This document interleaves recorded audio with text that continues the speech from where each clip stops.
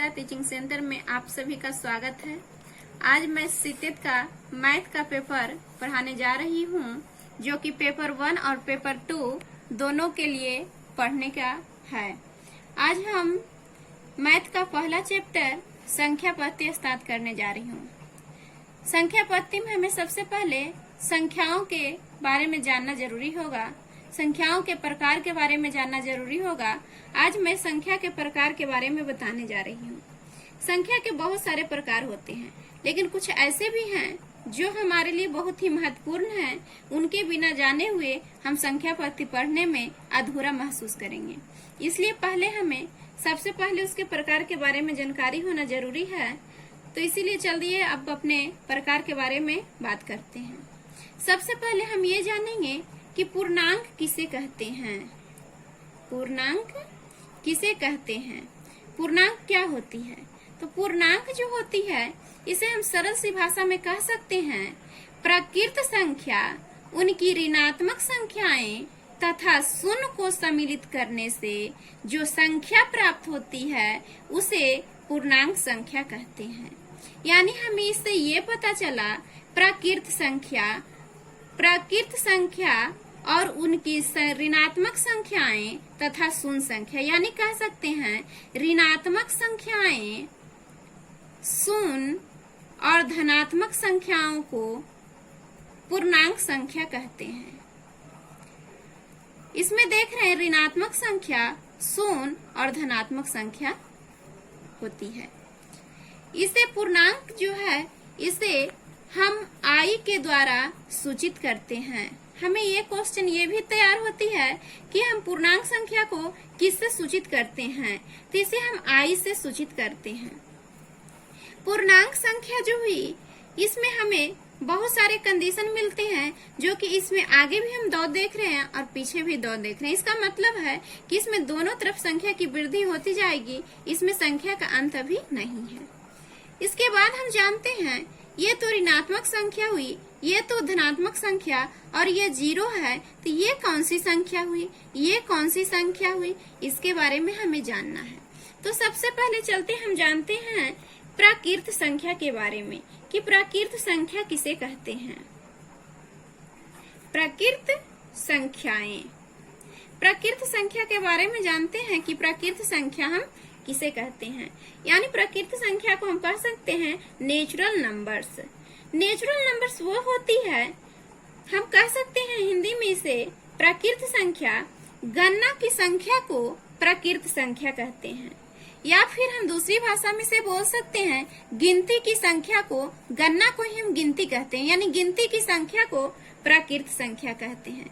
या फिर इससे आसान और तरीका है, हम बोल सकते हैं एक से लगातार बड़ी संख्या को प्राकृत संख्या कहते हैं। ये जो बड़ी संख्या है, तो 1 से तो लगातार बड़ी हुई, लेकिन ये संख्या कहाँ तक जाती है, इसका कोई अंत नहीं है। यानी हम कह सकते हैं ये संख्या जो है इन्फिनिटिव तक जाती है, यानी अनंत तक जाती है। ये प्राकृत संख्या जो है, इसे हम n के द्वारा सूचित करते हैं। इसे हम किससे सूचित करते हैं? n से सूचित करते हैं। यानी कह सकते हैं n बराबर 1 2 3 4 5 ... इन्फिनिटिव। इसमें एक क्वेश्चन और हमें बन सकती है, यानी हम सबसे छोटी प्राकृत संख्या के बारे में बात करें तो वो 1 है, सबसे छोटी प्राकृत संख्या 1 है।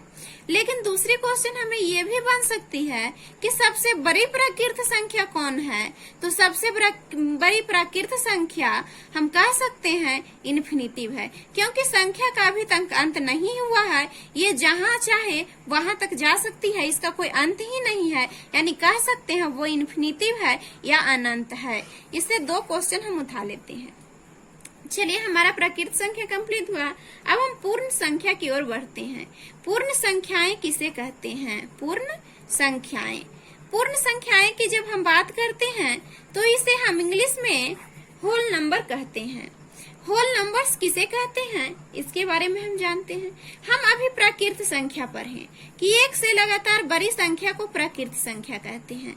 बस उसी में हम सिर्फ कह सकते हैं कि प्राकृत संख्या के समूह में हम अगर 0 को शामिल कर देते हैं, जैसे देखिए 0 1 2 3 4 5 डॉट कहाँ तक, ये भी संख्या हमें नहीं पता है कहाँ तक जाएगी, यानी कह सकते हैं अनंत तक जाएगी। यानी इसकी परिभाषा हम लिख सकते हैं, 0 से लगातार बड़ी संख्या को पूर्ण संख्या कहते हैं। अगर हम इससे भी आसान बोलना हो तो कह सकते हैं प्रकृत संख्या के समूह में शून्य को शामिल कर देते हैं तो हमें पूर्ण संख्याएं प्राप्त होती है।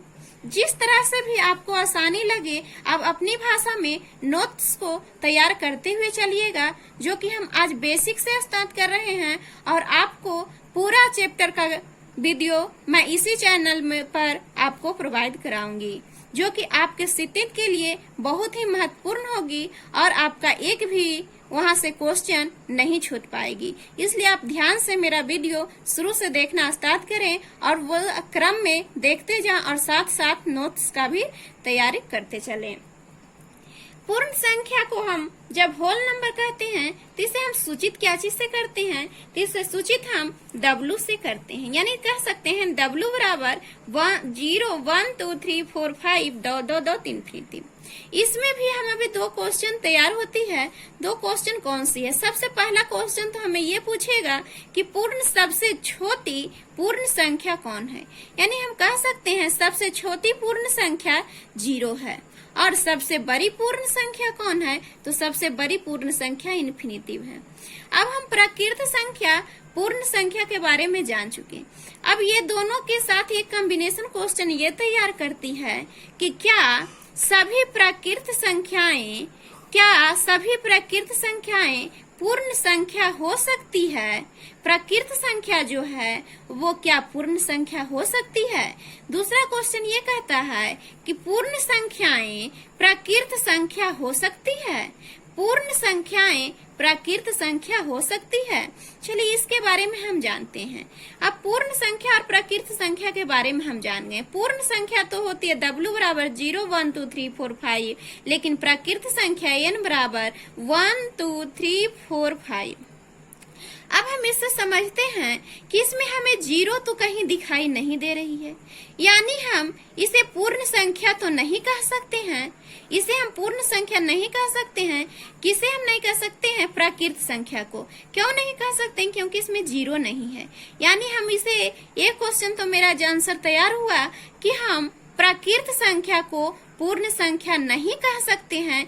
क्यों नहीं कह सकते हैं? क्योंकि इसमें 0 होना अनिवार्य है, जो कि प्रकृत संख्या में नहीं होती है।